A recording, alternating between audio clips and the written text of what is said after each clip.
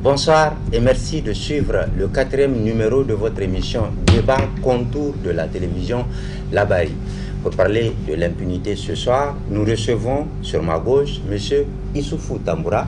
M. Tamboura, bonsoir. Bonsoir. Vous êtes acteur politique. Vous avez accepté de venir discuter de ce thème important pour nous et pour les Nigériens. Mais nous vous en remercions sincèrement. Merci. Merci. Juste sur ma droite, nous avons M. Nassirou Bodo. Il est aussi acteur politique du mouvement politique dénommé Tous pour la République. M. Nassirou, bonsoir. Bonsoir, monsieur. Vous êtes également auteur. Vous venez de publier un livre, un essai, j'allais dire. Merci à vous également d'être avec nous sur ce plateau de l'émission Contour de la télévision Labari. Avant de donner la parole à nos invités, je vous propose d'abord de suivre ce bref aperçu du thème que nous abordons ce soir, à savoir l'impunité. Et c'est dans cet élément réalisé par la radio-télévision Labari. L'impunité est définie par le dictionnaire Larousse comme étant, je cite, le fait pour quelqu'un de ne pas risquer d'être puni pour ses fautes. Au Niger, le mot impunité est assez familier dans le lexique populaire. Il est évoqué à chaque fois que des scandales, surtout financiers, sont discutés. Dans la mémoire collective, l'impunité est imagée par des affaires telles que les 200 milliards de l'Uranium Gate, l'achat de l'avion présidentiel Mongreboun, les minutes de discussion avec Areva, le riz japonais, Africard et récemment l'affaire de détournement de dizaines de milliards francs CFA au ministère de la Défense nationale, plus connu sous l'appellation MDN Gate, et celle dite Ibukaraji. La liste est longue et ce n'est pas moins d'une quarantaine de scandales qui sont listés dans les réseaux sociaux. Tout cela fait dire à beaucoup de compatriotes de l'intérieur et de la diaspora que le Niger est une terre d'impunité et de rupture d'égalité entre les citoyens. En revanche, pour d'autres, il n'en est rien puisque le pays dispose d'institutions comme la Halsia et d'une justice indépendante dans un contexte juridique de séparation des pouvoirs. Mais alors, le Niger est-il véritablement un pays d'impunité? Si oui, quels en sont les éléments constitutifs, les causes et les conséquences? Et si le Niger est un état de droit où tous les citoyens sont égaux devant la loi, pourquoi l'opinion publique semble croire le contraire? C'est à tout cela que ce 4e numéro de votre émission Contour tente de répondre. Et voyons tout de suite les contours de l'impunité dans notre pays. Eh bien voilà, donc après cet élément, M. Tamboura, nous voulons savoir, est-ce que le Niger est un pays d'impunité ou est-ce qu'il n'y a pas d'impunité au Niger, selon vous? Ben, l'élément qu'on vient de voir est clair. Le Niger est un pays d'impunité et beaucoup d'exemples ont été donnés, des exemples sur le plan économique. Il y a des exemples sur le plan sécuritaire. Donc je me rappelle, il y a des individus qui avaient agressé un autre individu, ça a été rapporté, ils l'ont intercepté, ils l'ont battu, ils l'ont laissé pour mort à la lisière de Niamey. Les gars ont intervenu, ils ont porté plainte et patatras, on apprend que l'affaire s'est réglée à la présidence qui a demandé aux uns de lâcher. Ça, c'est un très très grand scandale. Que ce soit le président de la République, censé être le père de la nation, donc... Mais tout ça, M. Tamboura, n'est pas officiel. On a juste écouté des vocaux dans les réseaux sociaux qui ont dit que le président a demandé à ce que ça soit arrêté. Mais bon, c'est pas officiel. Mais celui qui a été agressé l'a dit lui-même sur les ondes. Et ça, c'est très important. Si c'est faux, le président, ce n'est pas un surhomme. Le président n'est qu'un serviteur de la nation, un serviteur du peuple. Mais ici, ils ne le comprennent pas. le président de la République au Niger n'est pas un roi. C'est un serviteur qui a été élu et qui doit se mettre au service du peuple. Donc, il doit défendre partout où il est le peuple. Mais voilà que c'est lui qui permet que des impunités aussi graves se passent. On dit qu'il est le premier magistrat. C'est lui le président de l'organe supérieur de la justice. Et c'est lui qui intervient. Mais le gars, il a dit que le président les a convoqués, il a dit de laisser. Mais c'est très grave. C'est bon, il y a beaucoup d'autres choses. Les terroristes qui ont été appelés, lui-même l'a dit. Ça encore, c'est lui-même qui l'a dit dans une conférence. Mais quand même, M. Tamboura, vous dites qu'il y a beaucoup, que le Niger est une terre d'impunité. Or, récemment, dans une interview accordée à la VOA, si ma mémoire est bonne, le président de la République, Mohamed Bazoum, a dit que sur 100 personnes qui sont arrêtées, les 80 sont du PNDS Taria. Donc, dès lors, on ne peut pas parler d'impunité quand même. Lorsque les militants même du parti au pouvoir sont arrêtés, et dans l'élément tout à l'heure, on a cité le cas de Ibou Karaye, qui est quand même du PNDS Taria. Écoute, lui-même, il l'a dit. Il l'a dit, bon, mais rien, il n'y a rien. Dans un pays, c'est la lutte contre l'impunité qui empêche l'impunité, ou du moins ce qui le réduit. Mais jusqu'à présent, ça continue. Ça continue. Et c'est ça, j'ai dit, des militants du parti au pouvoir sont arrêtés. Mais quels militants? Il n'y a pas, devant l'impunité, il n'y a pas de militants de parti au pouvoir. Il n'y a que des serviteurs du peuple qui ont abusé de leurs fonctions et qu'il faut vraiment punir conformément à la loi. Mais ils ne le font pas. D'accord. Et ils ne le font pas. Je continue à dire que toute la hiérarchie de l'État au Niger vivent sous l'impunité. Tous, y compris même lui, celui que M. Bazoum dont vous venez de parler.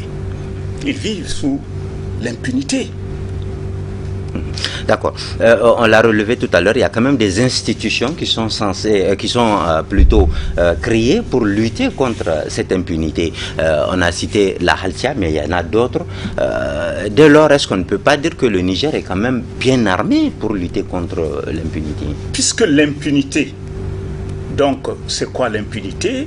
C'est des abus, vous l'avez dit tout de suite, c'est des pillages, c'est des enrichissements illicites.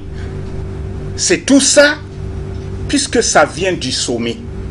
Donc le sommet même est impuni. Le sommet est corrompu. Il faut le dire à haute voix. C'est vous qui le dites. Non, je n'ai pas. Mais on a des exemples. On a des exemples. Et donc pour le faire, il faut créer des institutions de lutte contre l'impunité à sa mesure. Vous avez parlé de la Halcia. Il y a encore d'autres qui existent. Donc la Halcia est de création récente. C'est une institution plutôt politique. Parce qu'on n'a pas mis des personnes compétentes là-bas. On a mis des amis parce que le salaire est mirobolant. C'est un gros salaire. Maintenant, il y a les autres institutions de l'État. La justice. Oui. On reviendra dessus. Alors, M. Nassirou Bodo, je rappelle que vous êtes également acteur politique. Alors, quel regard jetez-vous aujourd'hui sur le Niger lorsqu'on parle d'impunité? Bon, merci. Bonsoir, M. Hérault. Merci d'abord pour l'occasion que vous nous offrez pour tout le plaisir pouvoir donner notre point de vue par rapport à la thématique posée. Vous savez, l'impunité, comme vous l'avez dit, elle a des causes avant d'en arriver aux conséquences. Et quand vous prenez, pour moi, la cause principale, quand on jette un regard vraiment scientifique, si vous voulez, la cause principale, c'est le clientélisme politique. Qu'est-ce qui conduit à cette impunité? C'est qu'il y a un groupe d'individus, si vous voulez, qui se sont accaparés du pouvoir d'État et qui estiment que, après 10 ans, si vous voulez, de gestion, ils se sont enrichis. La plupart du temps, ils se sont enrichis et ils ont laissé les leurs aussi piller le trésor public, puisque vous avez, dans votre élément, vous avez cité beaucoup de cas qui sont quand même des cas intéressants que les Nigériens n'arrivent même pas à oublier. Le cas de l'achat de l'avion présidentiel, le cas de MDN Get qui était le plus récent et qui, pour nous, a beaucoup de sang. Mais là, c'est comme si vous êtes déjà en train de dire qu'il y a impunité. Oui, mais votre élément l'a confirmé. Le Niger est une terre d'impunité absolue. Pour peu que vous avez la bonne carte politique, vous êtes assuré totalement d'une impunité. Vous pouvez faire tout ce que vous voulez sans craindre quoi que ce soit. Maintenant, dans le débat, vous avez remarqué que les gens, ils mettent quelques petits poissons, les mini-frétins comme on dit, en avant pour dire qu'ils luttent contre l'impunité. Mais en réalité, regardez auprès c'est-à-dire de très près, la situation de l'impunité dont on parle. Vous avez fait cas de Ibou Karadje, qui, à tout point de vue, est totalement, du point de vue statut militaire, il est totalement insignifiant au PNDS. Vous avez cité dans votre élément des cas d'école d'impunité, des scandales innommables par rapport auxquels des ministres qui se retrouvent être membres du bureau politique du PNDS aujourd'hui au pouvoir, mais qui n'ont jamais été entendus par ni un juge, ni un officier de police judiciaire, et qui continuent en tout cas à narguer le peuple, qui se sont même retrouvés peut-être à l'Assemblée pour certains sont encore ministres. Et vous voyez, donc pour moi, clairement, s'il y a lutte contre l'impunité, c'est plutôt une communication de charme lorsque M. Bazoum Mohamed sort sur les médias internationaux pour dire qu'il y a une quarantaine de cadres de l'administration qui sont en prison. Parce que même là, moi je me pose un autre problème, un problème d'injustice. Parce que la lutte contre l'impunité ne consiste pas à arrêter simplement les gens. Mais il faut aller au jugement, il faut aller au procès parce que c'est des présomptions de faute. Ce n'est pas évident que les gens aient commis réellement les fautes là. Il faut qu'on arrête parce que l'opinion a soif de justice, qu'on livre certaines personnes juste pour pouvoir calmer l'opinion publique. Non, il faut qu'il y ait procès. Quand vous dites que le Niger est une terre d'impunité avec tous les exemples que vous venez de donner et que on sait que la constitution qui est la loi fondamentale du pays a consacré le principe de la séparation des pouvoirs, est-ce que c'est vraiment l'exécutif qu'on doit pointer du doigt dans cette situation? Vous savez, c'est au Niger. On n'a pas à se mentir, nous savons tous ce qui se passe. Vous avez fait cas de la création d'une institution. La Halcia. Totalement impertinente, la création. Parce que si on se met dans l'angle où il fallait respecter la séparation des pouvoirs, la lutte contre l'impunité doit être menée par qui? Par la justice. Maintenant, si les gens avaient l'ambition... maintenant, parce que la Halcia transmet ses dossiers... Non, la Halcia n'a même pas à jouer ce rôle-là. On spécialise des juges qui seront en charge de cette question-là. Et comme le tonton Tamboura l'a dit tout de suite, c'est une institution totalement politique. Parce que l'institution en elle-même, elle compile des dossiers, elle transmet à l'exécutif qui sort des dossiers à compte-gouttes et selon la tête de la cible qu'on veut éliminer. C'est comme cela que ça se passe. Sinon, concrètement, la Halcia n'a aucun rôle à jouer. Si on dote notre justice des moyens, si vous voulez, d'abord légaux qui existent, c'est-à-dire les textes, mais aussi des moyens en termes de ressources humaines qui seront formés pour pouvoir spécialement combattre la corruption, l'impunité et tout ce qui va avec. Mais l'institution, comme l'a dit le tonton, c'est une création politique et nous savons tous comment ça se passe. Et même lui, M. Bazoum, dans ses déclarations officielles, il dit avoir récit de la Halcia des dossiers. Mais ce n'est pas à lui, comme vous l'avez dit. Si la séparation des pouvoirs, c'est plutôt à la justice de faire toutes les enquêtes et en toute neutralité. D'accord. Je précise bien en toute neutralité parce que ça, c'est vraiment une question qui nous tient à cœur parce que il faut avoir soif de justice et non pas de justice sélective. Comme je l'ai dit, il ne faut pas attraper les gens juste pour et tranquilliser l'opinion. Non, il faut aller au procès. Et le procès, qui en est le responsable des procès? Ce sont les juges. Mais laissons les juges faire. Et on verra qui est qui. Même dans l'affaire de Ibou Karadje que vous avez cité. Mais il paraît que des gros bonnets ont été cités par le monsieur. Et aujourd'hui, le monsieur, il est totalement réduit au silence. D'accord. On ne sait même pas où il est. Moi, présentement, je me demande où se trouve ce bonhomme.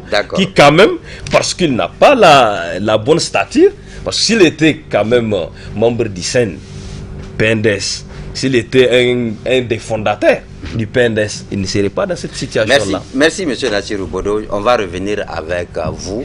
Le temps de voir ce qu'en pensent d'autres Nigériens qui ne sont pas sur ce plateau avec nous.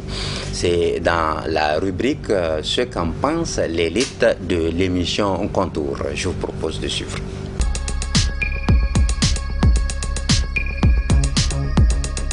Malheureusement, c'est un fait. L'impunité de notre pays, c'est vraiment un fait, c'est une réalité. Et d'ailleurs, c'est ça qui nourrit tous les problèmes. C'est ça qui nourrit la corruption. C'est ça qui nourrit tous les travers. Parce que l'impunité fait que certains sont au-dessus de la loi et qu'ils peuvent faire ce que bon leur semble. On ne peut pas leur appliquer la loi. On ne peut pas dire que le Niger est un pays d'impunité, d'autant plus que ce pays-là, quand même, est un des rares pays à avoir une institution chargée de traquer, n'est-ce pas, les prédateurs des finances publiques ou ceux qui font des malversations financières. Je parle de la haute autorité. Haute autorité à la lutte contre la corruption aux infractions assimilées, la HALCIA. La HALCIA qui a déjà débusqué beaucoup de dossiers, n'est-ce pas, qui a transmis au niveau de la justice et des dossiers qui ont été instruits. Ce pays ne peut pas être un pays d'impunité quand on sait aussi que le Niger a institué ce qu'on appelle une agence judiciaire de l'État, qui est chargée de faire recouvrer l'État les sommes qui lui ont été subtilisées par des personnes, par des pratiques peu orthodoxes. Donc, ce pays est un pays où on ne peut pas dire qu'il y a l'impunité. Ce n'est pas possible. Il y a un rapport régulièrement CAPEJ, c'est une cellule qui est rattachée à la présidence, qui produit régulièrement des rapports sur les ministères. Et vous avez des ministères défaillants. On n'a jamais sanctionné le ministre. Parce que vous avez fait une alliance, vous estimez que votre alliance-là, c'est pour vous garantir l'impunité. Et du coup, vous posez... Et malheureusement, ceux qui sont appelés à être nommés dans des postes de responsabilité, c'est des hommes politiques. Et eux, en contractant leur alliance, ils ont pactisé avec le diable. Et il faut qu'on leur garantisse, comment on appelle, l'impunité. Je peux dire que oui, non seulement le Niger est un pays d'impunité, mais l'impunité a des beaux jours devant elle dans ce pays. L'impunité, il faut le dire, malheureusement, c'est ce cancer qui ronge notre démocratie. Et ce qui est à la base, c'est toujours les politiques, la malgouvernance d'abord, il faut le dire, parce que il y a des gens qui commettent des actes qui sont susceptibles d'être poursuivis.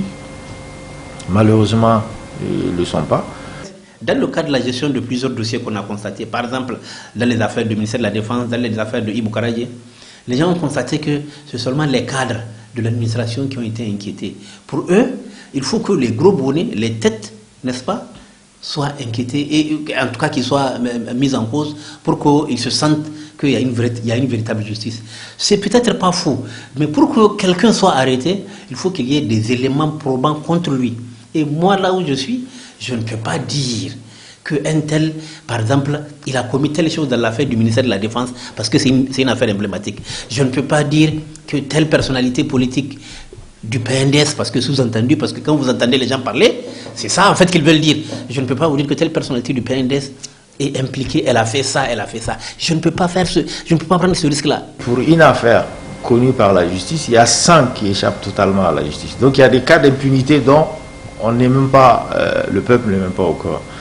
Pour ce qui est des affaires les plus marquantes qui surtout ont fait l'objet de beaucoup de médiatisation, d'abord il y a l'affaire MD. Donc on a vu comment ça s'est fini, en tout cas comment ça s'est terminé, en tout cas ça n'a pas du tout répondu aux attentes malheureusement des populations. L'on a vu qu'en réalité c'est pas la loi qui a prévalu dans cette affaire, mais plutôt la volonté de certaines personnes. Donc c'est ça qui explique un peu l'impunité en tout cas dont a bénéficié les différents protagonistes de cette affaire. Il y a le cas l'Iranium Gate. Il y en a tellement des affaires qui ont été ébruitées par la presse qui aujourd'hui n'ont même pas connu un début d'exécution de traitement ou de quoi que ce soit. Donc on ne peut pas dire qu'il y a impunité au Niger, d'autant plus que l'impunité ne peut être que relative. Il y a bien des gens qui sont en train de croupir en prison pour des fautes commises. Il y a des gens qui ont pu être sanctionnés disciplinairement pour des fautes commises, peut-être même politiquement. Donc, si on voit les choses sous cet angle, on peut dire qu'il y a une impunité relative. On a coutume de dire que les lois sont comme des toiles d'araignée. Les petites mouches y sont prises et les grosses les brisent. Alors, il y a des grosses mouches qui peuvent briser les lois et rester sans aucune conséquence. Et puis, il y a des petites mouches qui sont prises par le filet. Donc, c'est comme ça la vie que nous vivons. Et tout cela a pour explication une faiblesse de l'état de droit, une faiblesse de notre culture démocratique et une faiblesse du contrôle citoyen et une faiblesse des institutions. Puisque s'il y a des institutions qui fonctionnent normalement, eh bien le premier principe républicain, c'est le principe d'égalité devant la loi. Mais lorsque les institutions ne fonctionnent pas normalement et que l'état de droit donc est affaibli, c'est en ce moment qu'on assiste à une vie démocratique, entre guillemets, où certains citoyens, à la moindre incartade, sont poursuivis, sont sanctionnés, et d'autres peuvent échapper à la sanction tout simplement en raison de leur position. Maintenant, avec votre permission, je vais donner lecture de l'intervention d'un téléspectateur qui a préféré nous envoyer son intervention par écrit. Il a intitulé Impunité, causes et conséquences. Il dit: il convient de dire que cette impunité peut être le fait d'une personne dépositaire de l'autorité supérieure hiérarchique, d'un agent ou officier de police judiciaire, procureur de la République ou ses supérieurs, c'est-à-dire le ministre de la Justice ou le président de la République. L'impunité, poursuit-il, peut être aussi le fait de l'agent lui-même. Pour exercer ses poursuites contre certaines personnes, il faut effectivement à l'agent, à l'officier de police judiciaire ou au procureur de la République, selon le niveau, une certaine dose de courage qui manque malheureusement à certaines personnes. L'impunité, poursuit notre téléspectateur, peut être aussi le fait de la loi. En effet, poursuit-il, l'article 39 de la loi numéro 2003-26 du 13 juin 2003 portant code de procédure pénale dispose, et je cite: le procureur de la République reçoit les plaintes et les dénonciations et apprécie la suite à leur donner. En cas de classement sans suite, il avise le plaignant. Fin de citation. Selon cette disposition, poursuit notre téléspectateur, le procureur de la République qui a l'initiative des poursuites peut décider de classer une affaire sans suite, c'est-à-dire refuser d'engager des poursuites judiciaires contre une personne visée par une plainte.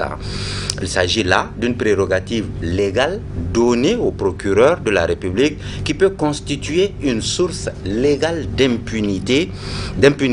Cependant, pour atténuer les abus de ces prérogatives, le législateur a prévu un mécanisme permettant à la victime de saisir le juge d'instruction par le biais de la plainte avec constitution de partie civile dans l'hypothèse où le procureur classerait l'affaire sans suite. Maintenant, pour les causes de l'impunité, écrit notre téléspectateur, elles sont multiples et variées. On peut retenir cependant deux, les causes politiques et juridiques. Sur le plan juridique, nous pouvons citer l'exigence de preuves irréalistes de la part des victimes, des temps de prescription trop courts, des enquêtes bâclées, une procédure mal organisée, trop lente ou encore des magistrats et avocats ayant de graves lacunes. Sur le plan politique et social du pays, les régimes autoritaires et les zones de conflit sont souvent des poches de non-droit où les victimes peinent à faire entendre leur voix. Et maintenant, pour les conséquences de l'impunité, nos téléspectateurs pensent que là où règne l'impunité, l'état de droit disparaît. Ainsi, les droits humains sont méconnus et la justice disparaît. Pour résumer cette intervention écrite d'un de nos téléspectateurs qui a bien voulu intervenir dans l'émission Concours. Voilà, donc après ces interventions, M. Tamboura, on constate, comme l'a dit professeur Djibril Abarchi, que les responsabilités sont largement partagées parce qu'il a parlé de la faiblesse des institutions, de la faiblesse du contrôle citoyen. Cela veut dire quand même que s'il y a impunité dans ce pays, nous sommes tous responsables. Bon, on n'est pas responsable. On n'est pas tous responsables. Donc, si vous avez bien suivi les propos du professeur Abarchi, donc il a tout dit. En disant que des institutions sont là, peut-être qui ne font pas leur travail. Donc, il a tout dit, puisque le peuple a élu un magistrat suprême qui veille à ce que les institutions soient mises en place pour jouer leur rôle. Si lui-même joue l'impunité, c'est fini. Il a créé, je parle du président Issoufou, il faut le dire, il a créé l'impunité au Niger. Il a créé des services faibles et lui-même jouissait de cette impunité-là. Donc aucun... Mais là, vous êtes responsable, vous les acteurs politiques, puisque la Constitution a consacré quand même les contre-pouvoirs, que sont l'opposition. Merci. Qu'est-ce qu'il a fait en tant que président de la République? Le peuple, il a dit qu'on l'a choisi pour travailler pour le bonheur du peuple. Mais il a brisé tout. Les partis politiques ont été brisés. Ils n'ont pas le droit. Tout de suite, quand je disais la liberté de manifestation, il a tout cassé. Donc, et des grands pilleurs, moi je ne parle pas, tout ce que vous avez dit là, c'est rien. C'est partout. Par exemple, une classe qui doit se faire à 3,5 millions, j'ai dit une fois, ça se fait à 17 millions. Je l'ai dit, on peut aller vérifier. Une classe payotte qui se fait à 50 000 francs dans un village se facture à 1 million et quelques. Bon, ça, donc je donne. Ça c'est la malgouvernance, ça n'a rien à voir avec l'impunité. Non, si. L'impunité, c'est. Non, si. Si, il y a impunité. Chacun fait. Quand on punissait les gens réfléchissaient. Donc ça veut dire qu'il y a un système, la toile d'araignée dont il parlait, qui est là, qui ne prend pas que les petites mouches. La toile d'araignée arrête n'importe quelle mouche, normalement. Voilà. Donc vous voyez, donc la toile d'araignée que Issoufou a créée et qui continue jusqu'à présent n'attrape que des petites mouches. Et quand ces petites mouches-là sont des mouches de chez lui, ils arrangent jusqu'à ce que le gars soit libéré sans qu'il n'y ait rien. Mais ça, c'est pendant la période qu'il gouverne. Donc, vivement qu'il y ait un changement au Niger. Vivement. Que des patriotes, selon vous, monsieur que des patriotes arrivent. Selon vous, quelles sont les conséquences de l'impunité dans la vie d'un pays? Mais c'est la paupérisation. C'est la misère totale. Comment? C'est une économie affaiblie. Le Niger, à partir de 2010, a eu beaucoup d'argent, mais rien n'a été fait. Et vous pensez que c'est l'impunité qui est à la base? C'est l'impunité. La dette nationale s'est multipliée par 20, mais rien n'a été fait au Niger. Le Niger devait être l'un des pays de l'Afrique de l'Ouest les plus équipés. Il n'y a pas de route. Tu circules dans Niamey là, tu as honte. Si tu circules au Niger, il y a quelques routes. Tout le réseau, l'électricité. L'électricité, il n'y a pas longtemps, non? On dit que c'est quelques poteaux, mais ça va continuer. Les poteaux vont tomber et nous allons... C'est-à-dire que pratiquement rien n'a été fait. Je cite un chemin de fer, qui l'a fait? Est-ce qu'il n'est pas resté impuni?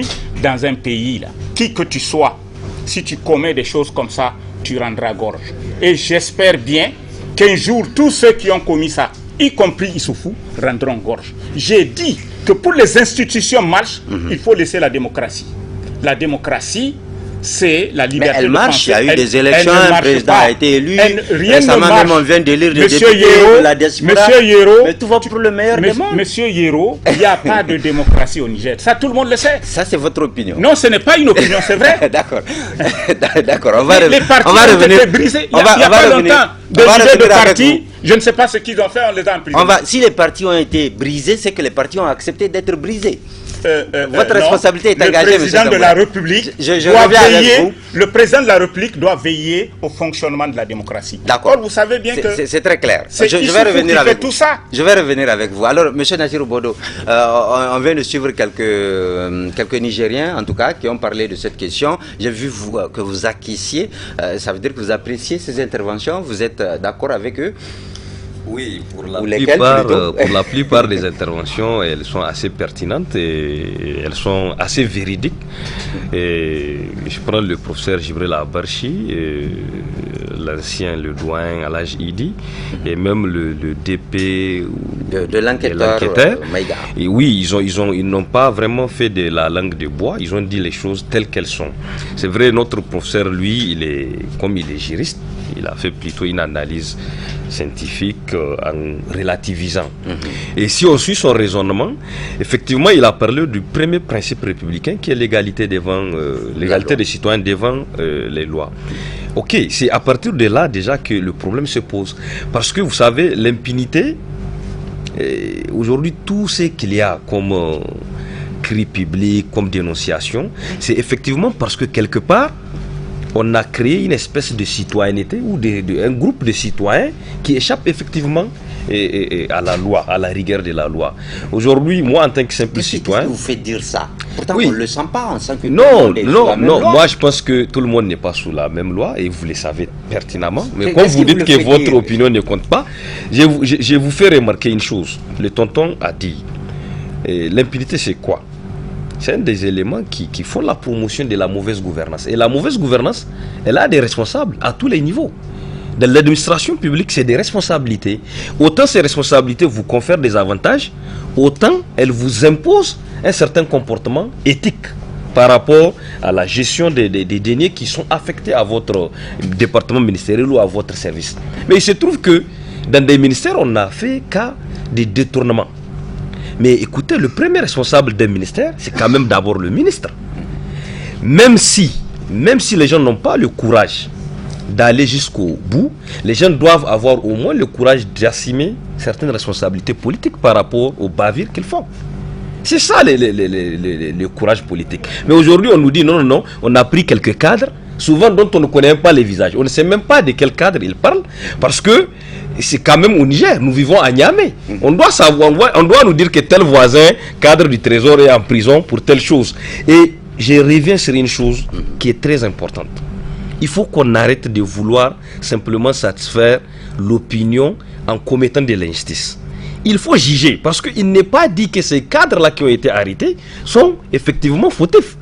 Si peut-être on laisse la justice faire le travail, peut-être que ça va remonter jusqu'au ministre. Ça c'est la solution. On va revenir aux solutions. Maintenant, selon vous, les conséquences le premier conséquence, c'est comme je l'ai dit, ça crée une certaine injustice dans le pays.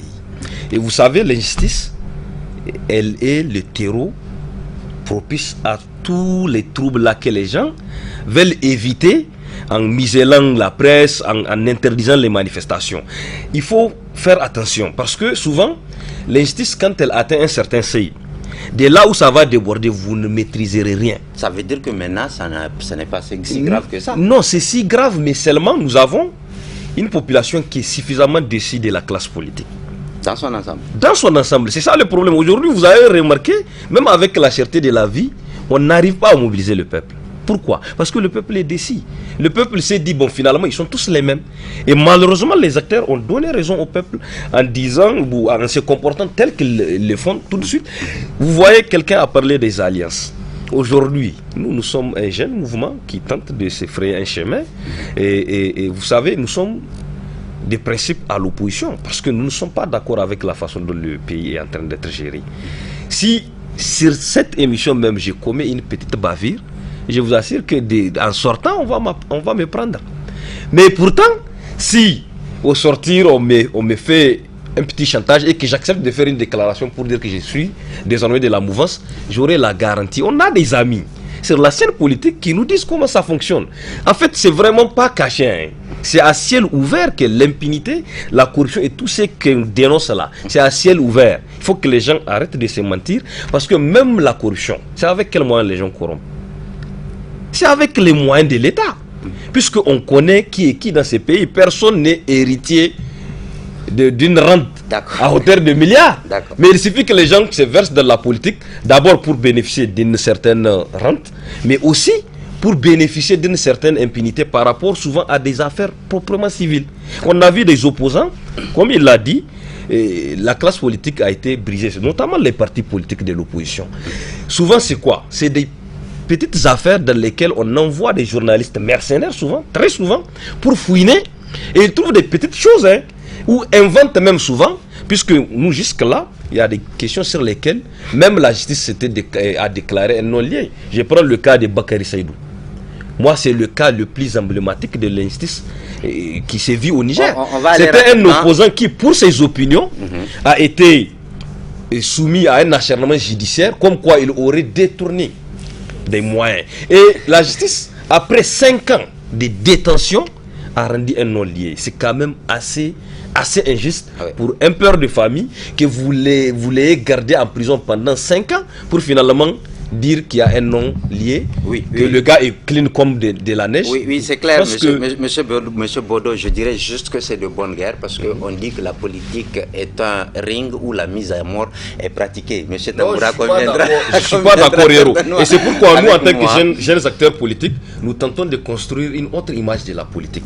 Aujourd'hui, les gens ont ensauvagé la politique. On aura une autre émission sur la politique. Oui, et vraiment. Là, il ne faut pas que vous, qui êtes des journalistes, vous faites la promotion. Maintenant, nous parlons de l'impunité. Ce soir, nous parlons de l'impunité et il y a les Nigériens de la diaspora un peu partout sur les 5 continents qui suivent aussi l'actualité à la maison et qui se font une opinion sur comment le pays est géré. Nous avons décidé, à travers la technologie, de donner la parole à ces Nigériens aussi pour dire ce qu'ils pensent de notre thème de ce soir, précisément l'impunité.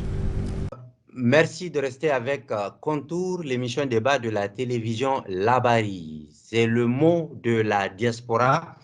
Nous avons en ligne sur Skype directement Monsieur Boubé Salifou. Il est chercheur et enseignant à l'Université catholique de l'Ouest à Angers, c'est en France. Il enseigne également à l'Université de Piémont oriental, c'est en Italie. Alors, Monsieur Boubé, bonsoir. Bonsoir, Hiro Ibrahim. Merci beaucoup d'accepter de nous accorder votre précieux temps pour discuter du thème de ce jour, en l'occurrence l'impunité, causes et conséquences au Niger. Alors, comment entrevoyez-vous la question de l'impunité dans notre pays? Est-ce qu'on peut dire que vraiment il y a impunité au Niger ou est-ce une vue d'esprit et que l'impunité c'est la même chose dans tous les autres pays du monde? Je vous remercie de l'invitation et c'est un plaisir pour moi de participer à l'émission Contour de Labari TV. Dire qu'il n'y a pas d'impunité au Niger, c'est à la limite une sorte de blasphème politique. Mais aussi faire du Niger comme une sorte d'île ou un symbole de l'impunité, c'est aussi lapider en fait le fonctionnement démocratique du Niger. L'impunité, elle est relative et elle est générale. Hein. Moi, je dirais que le Niger ne fait vraiment pas exception sur ces questions-là. Monsieur Boubé, permettez-moi de revenir avec vous le temps de... Mais restez en ligne. Restez en ligne, on a un autre intervenant. J'ai nommé Monsieur Dandi Abdraman Abarchi. Il est également le secrétaire général du cadre d'action Niger Debout Niger. Monsieur Dandi, vous êtes avec nous. Selon votre niveau d'information et votre opinion, pensez-vous que l'on devrait s'inquiéter de l'ampleur de l'impunité dans ce pays? Au Niger, l'impunité, c'est même une mode maintenant. C'est pas un truc, ce n'est même plus une honte, quoi. Il y a quelques années au Niger, si on dit quelqu'un a volé l'argent de l'État, c'est-à-dire on ne sait même pas, il faut peut-être aller en exil, quoi. Mais de nos jours, c'est une mode, en fait. C'est un honneur de voler l'argent de l'État et d'être tranquille. L'une des premières conséquences, c'est la mise en danger des mœurs. Qu'est-ce que j'entends par mœurs? Vous savez, il y a un moment de cela, le fonctionnaire, le citoyen, il est guidé par un certain nombre de codes de conduite. Le code d'honneur, le code des valeurs qui font qu'il ne se voit pas prendre l'argent, détourner, mentir, voler, n'est-ce pas? Donc, en fait, l'une des premières conséquences de tous ces dysfonctionnements, c'est le fait que maintenant, on n'a plus ces mœurs-là. Oh, ok, en conclusion, juste quelques mots, on va redonner la parole à M. Omar qui a attendu tout ce temps. Je crois que un des grands problèmes du Niger, c'est l'hypocrisie. On est trop hypocrite. Aujourd'hui, quand on voit, je n'ai pas de parti politique, hein, donc, mais quand même, quand je vois, par exemple, aux élections passées, la façon dont Hama Amadou est venu à Niamey avec Maman Ousmane, presque le stade, vous allez penser que c'est fini, quoi. Il y a aucun et avec ça, on ne peut pas penser qu'aujourd'hui à Niamey, les gens veulent marcher et ils n'arrivent pas à marcher. C'est inimaginable, quoi. On n'arrive pas à croire ça. Amadou, mais on me connaît sur les réseaux sociaux Omar Diapenda, les gens m'appellent ainsi. Donc tout ce qui concerne en tout cas la question du Niger, nous vous écoutons, nous vous suivons de loin, malgré que nous sommes dans la diaspora. Donc j'ai écouté M. Boubé et M. Abarchi. En tout cas, ils ont exposé tous les problèmes concernant l'impunité au Niger. Et la seule chose que nous devons comprendre, il est vraiment impossible pour nous aujourd'hui de dire que nous allons changer la mentalité telle que nous sommes. Si nous voulons changer cette mentalité, c'est peut-être la génération d'ici 50 ans, mais pas pour l'impunité actuelle au Niger. C'est la vieille classe politique qui a échoué sur tous les plans. Et voilà pourquoi le Niger, aujourd'hui, nous traversons vraiment des problèmes très sérieux parce qu'ils sont sortis du cadre démocratique, ils sont sortis des valeurs de la République, comme vous l'avez constaté vous-même. Monsieur Boubé disait tout à l'heure qu'en Europe, vous voyez, il y a d'autres pays qui respectent les lois. Au Niger, on ne fait pas la différence entre la patrie et les partis. Donc, les valeurs politiques ont pris le dessus sur les valeurs de la République, ce qui fait qu'aujourd'hui, au Niger, vous devez seulement intégrer un parti politique, être le plus nul, être le plus hypocrite, être le plus lâche pour pouvoir vraiment profiter de cette politique. On adopte un comportement qui est aux antipodes de nos valeurs, n'est-ce pas? Et ce comportement a fait en sorte qu'aujourd'hui, on ne peut pas mobiliser. En fait, il n'y a pas une sorte d'esprit collectif qui défend l'intérêt national. Il faut qu'on admette cela. On n'a pas la même définition de l'intérêt national aujourd'hui. On est là en train de faire des va-et-vient. Les trucs là, ça ne marche pas comme ça. Il faut que Bazoum libère, enlève sa main sur la justice, il enlève sa main sur l'armée, il essaie de parler avec les gens qui connaissent le fin fond du Niger. Ce n'est pas la politique qui marche maintenant. Là où il est, il doit incarner le patriotisme et le panafricanisme. C'est une grande chance pour lui, c'est mettre la République au-dessus des valeurs du politique. C'est tout ce que nous, on veut au Niger. Merci beaucoup, M. Omar. Merci, M. Boubé Salifou. Merci, M. Abarchi Abdrahman. Vraiment, merci à tous. Et nous espérons vous revoir dans les prochains numéros de Contour. Nous sommes là pour le public. En tout cas, la télévision Labari est là pour le public avec une ligne éditoriale totalement indépendante. Donc, merci vraiment à tous. Et en espérant vous retrouver très prochainement dans Contour, l'émission débat de la télévision Labari. À très bientôt. Merci bien, Yoro, c'est gentil. Merci. Alors, M. Tamboura, nous allons maintenant continuer dans les conséquences de l'impunité sur notre pays. Est-ce qu'aujourd'hui, on peut dire qu'au Niger, nous sommes en train de vivre les conséquences d'une impunité à un niveau élevé? C'est clair. Ça fait maintenant peut-être 12 ans ou 13 ans que le Niger est en train de végéter dans l'impunité, où tous les mots, n'est-ce pas, toutes sortes de mots assaillent la population. J'ai dit la misère et personne ne sait où mettre la tête. Peut-on faire un lien entre l'impunité et le terrorisme, l'insécurité qui règne aujourd'hui? L'impunité peut être le terreau du terrorisme aussi. Et l'impunité a affaibli tous ces pays-là qui se battent aujourd'hui. C'était l'impunité qui les a affaiblis. Et vous voyez bien que certains pays, je prends le Mali, et le Burkina, maintenant semblent avoir mis fin à l'impunité. Ils sont en train de se consacrer. Mais l'impunité, c'est dans notre pays. Et il ne faut jamais oublier que c'est Issoufou Mohamedou qui a amené l'impunité au Niger. Il ne faut jamais. Écoutez, nous sommes tous des Nigériens. Ça c'est vous qui le dites. Voilà, Continuez. nous sommes tous. C'est lui qui l'a amené au Niger. C'est lui qui l'a amené dans tous les secteurs. Et l'impunité, c'est le père et la mère de tous les maux au Niger. La corruption.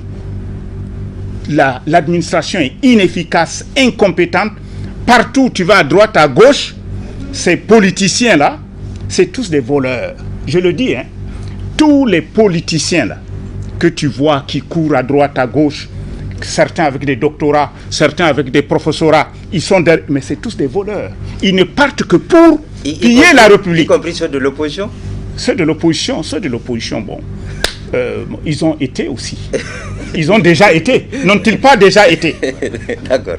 Et ils ont pratiqué la même chose. Maintenant, ils ont vu que peut-être c'est grave. Donc, on peut leur accorder qu'ils se sont retirés. Mais ils ont vécu cela, l'opposition. Maintenant, cela ne veut pas dire que c'est fini. Mais au Niger, il y a encore des vrais patriotes. Il y en a, hein, des vrais politiciens qui ont refusé. Pourtant, M. Bodobi vient de dire tout de suite que le peuple est déçu de tout le monde. Non, le peuple est déçu de ces politiciens-là. C'est clair, puisque les élections, même les élections, sont fortement trichées. Et il n'y a aucune force pour empêcher cela. C'est triste. Les élections, tu bourres comme tu veux. Les dernières élections, les élections 2011, tout le monde savait. On disait ça en 2011. Mais maintenant, c'est sorti. Et que si cela ne s'arrête pas, c'est pour ça que je dis qu'il faut que ça s'arrête. Pour que le Niger reprenne. Comment? Mais non, il y a trois voies. Il y a trois voies. Ou bien les tenants du pouvoir, ils voient vraiment que ça ne va plus. Ils démissionnent. Le général de Gaulle a démissionné en 1968. Quand il a vu que le peuple n'est plus avec lui. Vous voyez, c'est le peuple, le pouvoir appartient au peuple. Il le donne à qui il veut. Il peut le retirer à n'importe quel moment.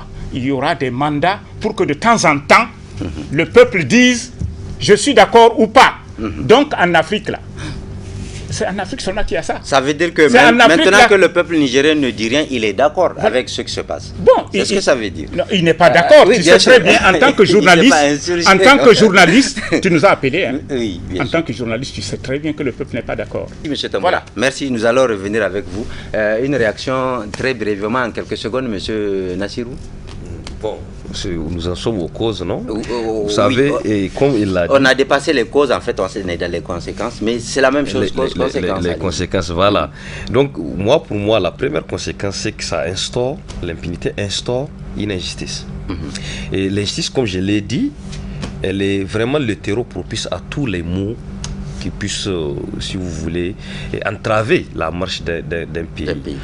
Par exemple, aujourd'hui, je vous prends un exemple tout banal. Même chez vous, en tant que chef de famille, quand l'enfant est né, vous lui confiez une tâche et qu'il ne l'exécute pas bien, et que vous ne le sanctionnez pas, mais il va se croire tout permis.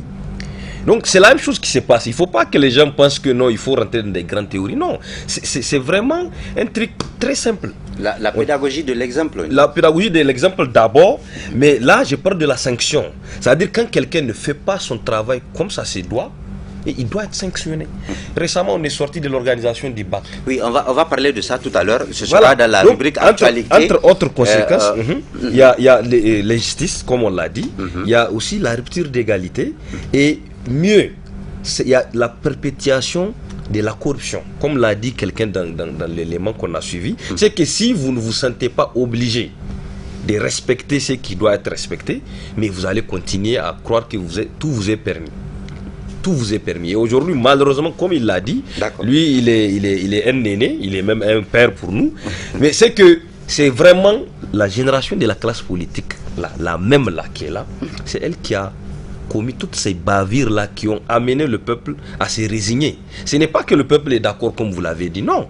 Moi, j'ai pari que, et lui-même il l'a reconnu, il y a encore des patriotes. Mais le problème, c'est effectivement ces politiciens qui ont fait de la politique un commerce. La plupart des acteurs politiques n'ont même plus de métier. Les gens ont, si c'est des enseignants, ils ont abandonné la CRE. Si c'est des médecins, ils ont abandonné les hôpitaux, ainsi de suite. Mais maintenant, ils n'ont aucune source de revenus. Et ils sont tellement avides que même ce qu'on met à leur disposition ne leur suffit plus. Il y a toute une clientèle politique à entretenir. Donc il faut forcément corrompre. Merci monsieur Nassirou Bodo. Je rappelle que vous êtes acteur politique et écrivain. Nous allons maintenant suivre ce qu'en pense à l'élite, deuxième partie. Et là, ce sera les causes et conséquences que nous avons demandé à nos invités que je vous propose de suivre.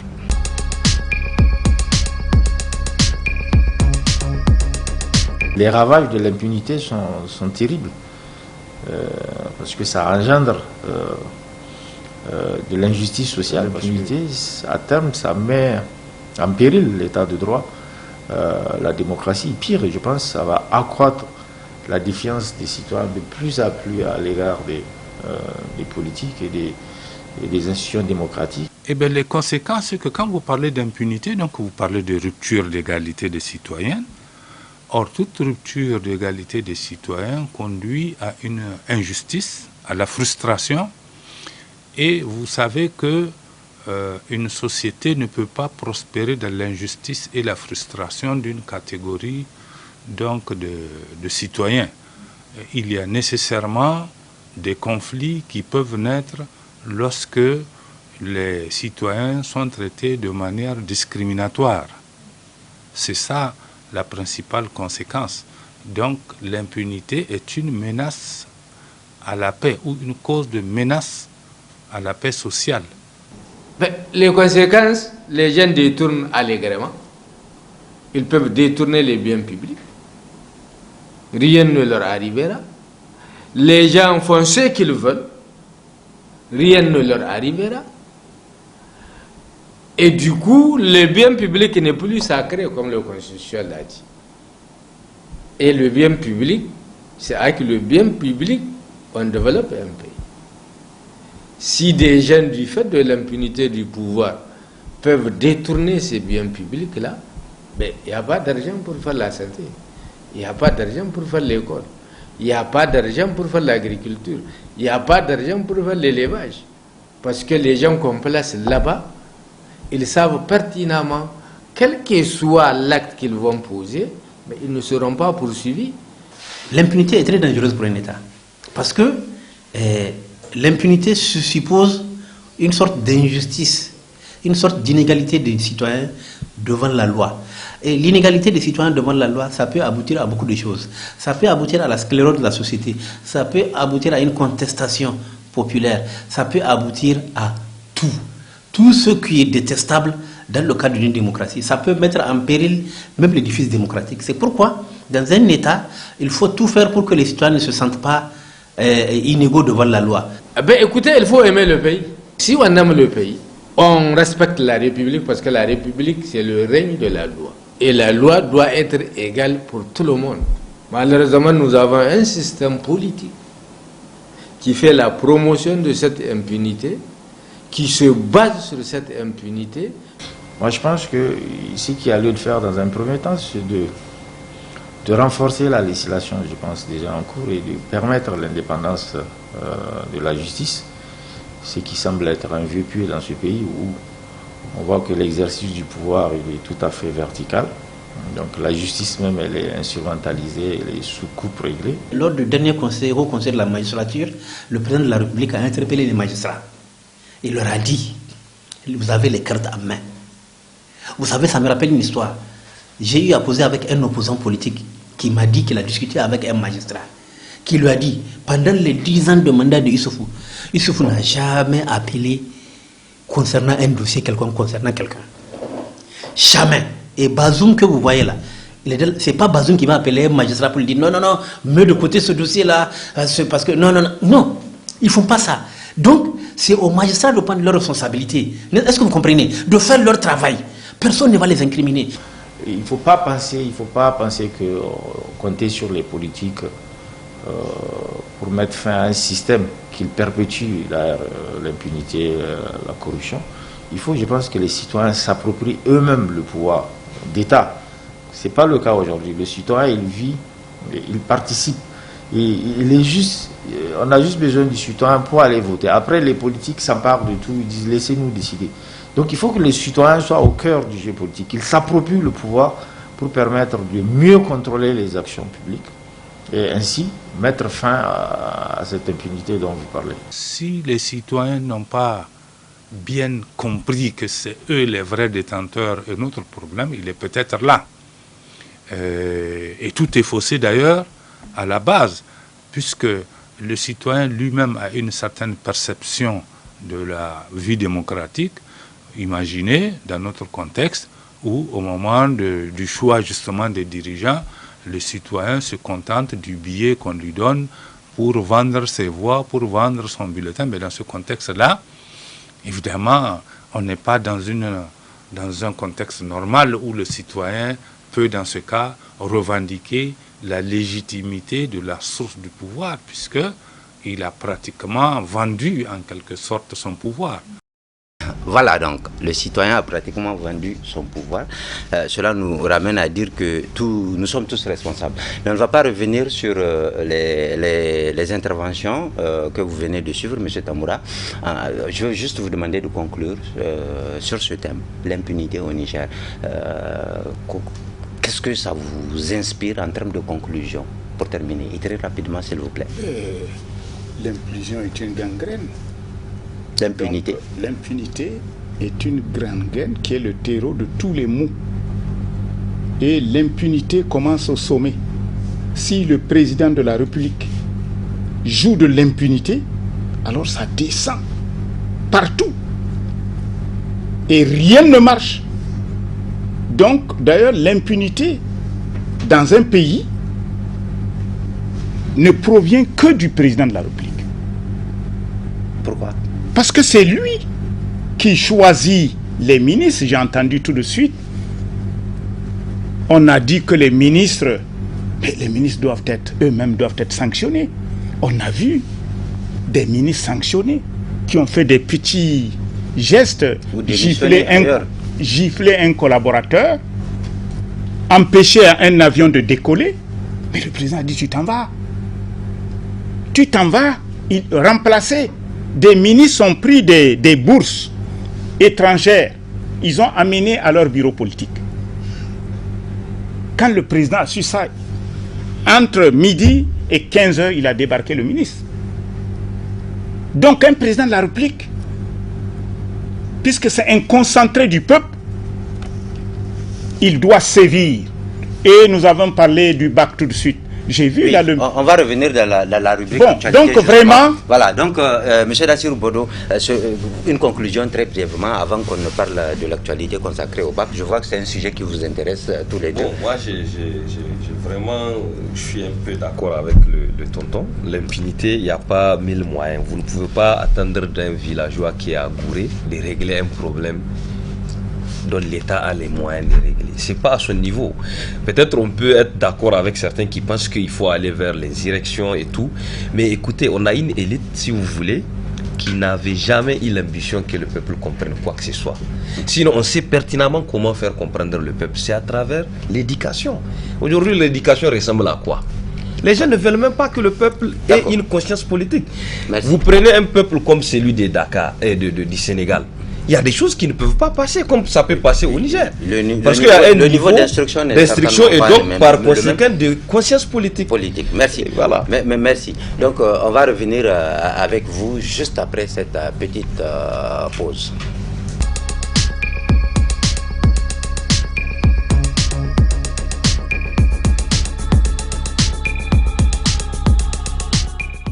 Alors, M. Tamboura, en termes d'actualité, le bac sera repris pour ceux qui aient des mathématiques pour la série D.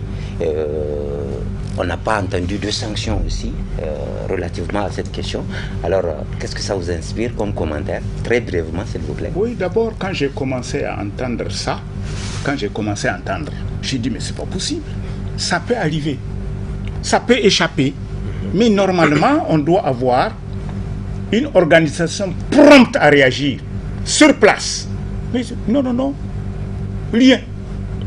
C'est arrivé à la fin et apparemment, j'ai compris que c'est le président de la République qui a indiqué. Le président de la République, là, il n'est pas là pour ça. Pour aller regarder les affaires de reprise d'un bac dans une série D. Non. Donc, j'ai vu le ministre. Il y a quand même des ministres. Voilà, j'ai entendu. Un premier ministre qui conduit la politique du gouvernement. Non, le ministre est sorti. Le ministre de l'enseignement supérieur, je l'ai vu. Mais c'était honteux, c'était scandaleux. Moi, j'ai dit, mais c'est pas possible. Et le directeur général de l'OBEX, c'est pareil. Bon, nous, on comprend, nous sommes des politiques. On comprend, on les connaît. C'est des gens qui rentrent partout pour chercher des postes. Ce n'est pas le phénomène d'enseignant-chercheur, ça ne sert à rien au Niger.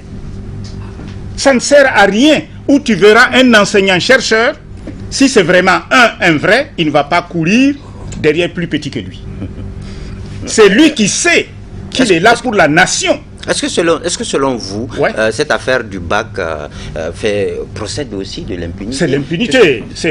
On a l'impression qu'on ne s'en est pas rendu compte assez tôt. Voilà. Comment expliquer que tout un corps, tout un jury, on n'arrive pas à déceler des erreurs dans une épreuve? Si le président de la République jusqu'après la publication des résultats avait sauté le ministre et le DG de l'OBEX, ceux qui vont assurer, ils vont régler ça tout de suite. Il n'a même pas besoin d'indiquer un chemin. Et que c'est ça qui fera que personne ne fera une connerie pareille. Merci.